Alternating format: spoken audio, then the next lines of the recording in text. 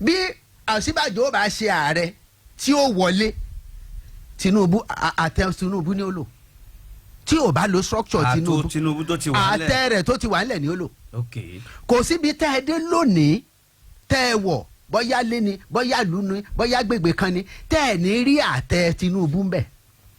Tinubu àwọn tí ń pariwo ti mọ̀ yín pé ó lójú ẹni tá a pè níjà pé ó yá wá bá mi jà wọ́n mọ̀ pé Tinubu ṣòro pè níjà tó bá sọ dòṣèlú èkíní nù.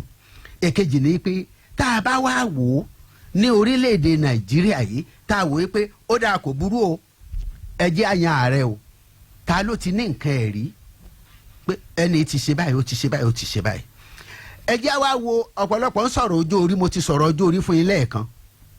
Ọjọ́ orí kọ́ ni wàhálà ọpọlọ àti agbára. Mo sì ti sọ fún yín pé nǹkan ọkàn lọ́jọ́ orí mo lè sọ fúnra mi pé mo ti di àgbàlagbà mo sì lè sọ pé ọmọdé ni mí ètò bá wù mí ni bí n bá ṣe gbéra mi ni bó mo ṣe kárí ara mi bí n bá ṣe ra mi jẹgẹjẹgẹ mo ti dàgbà ṣùgbọ́n ní ìṣàkóso kì í so lórí ní ṣe nǹkan. ẹ ti ṣàlàyé mo ti ṣàlàyé ẹ lẹ́ẹ̀kan ẹ ti mẹ́nu bà lẹ́ẹ̀kan. tá a bá wá wo orílẹ̀-èdè Nàìjíríà tá a wá wo ohun tó wà nílẹ̀ ṣe rí tí ogun bá wà nílùú ogun when there is war ẹ lọ wo gbogbo àwọn ìlú tí àwọn wọ́n ní jagunjagun ní dálẹ̀ àbí bẹ́ẹ̀ kọ́ nígbà ogun bá wà nílùú jagunjagun là á pè pé ó wá yanjú ẹ lè pa láàtò tẹ́ ẹ bá pe aláàtò ogun ó pa tógun bá pa láàtò ó parí lọ́wọ́lọ́wọ́ báyìí ogun bẹ Nàìjíríà. Ogun bẹ Nàìjíríà. Ó dá sógun òsì Boko Haram bandits herdsmen kidnappers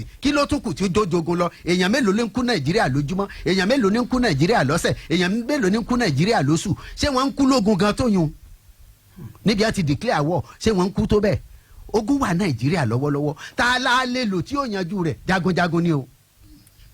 Nínú Osibajo àti Tinubu ta ni jagunjagun lóṣèlú. Èmi ò mọ̀. Tinubu ni jagunjagun. Okay. He's a warrior.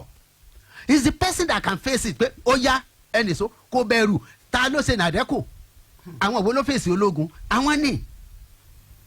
Ọ̀jọ̀gbọ́n Osibajo ọ̀jọ̀gbọ́n ni ní tòótọ́ kì í sọ ọ̀jọ̀gbọ́n bébà ṣe rí sàtífíkẹ́ẹ̀tì táwọn èèyàn ń pariwo mo ti sọ fún yín ìwé ẹ̀rí àti nǹkan ẹ̀rí ni ìwé ẹ̀rí wọn ti parí iṣẹ́ Ọ̀jọ̀gbọ́n Osibajo ní ìdìwé ẹ̀rí mọ́ láyé ẹ̀ Tinubu ò ní ìdìwé ẹ̀rí mọ́ nǹkan ẹ̀rí ló kù. Nǹkan ẹ̀rí ló kù. Nǹkan ẹ̀rí ni kí la fẹ́ fi ìwé ẹ̀rí ṣe. Ọ̀dà abẹ́jà wa wò báyìí tá a bá fa Tinubu kalẹ̀ lọ́jọ́ iwájú mùsùlùmí ni wọ́n tó sì fẹ́ múyàn látàpá àríwá tí ó jẹ́ gbákejì wọn mùsùlùmí ni ojú ò lè fi wo muslim ticket. kò possible. ẹ̀dùn ṣé kírísítẹ́nì ò sí lókè ọ̀yà ni kí o mú kírísítẹ́nì. kírísítẹ́nì wo ló wá ní fàlẹ́ ìkànnà tó lóko tó halẹ̀. ìwọ kọ́ ló sọ yún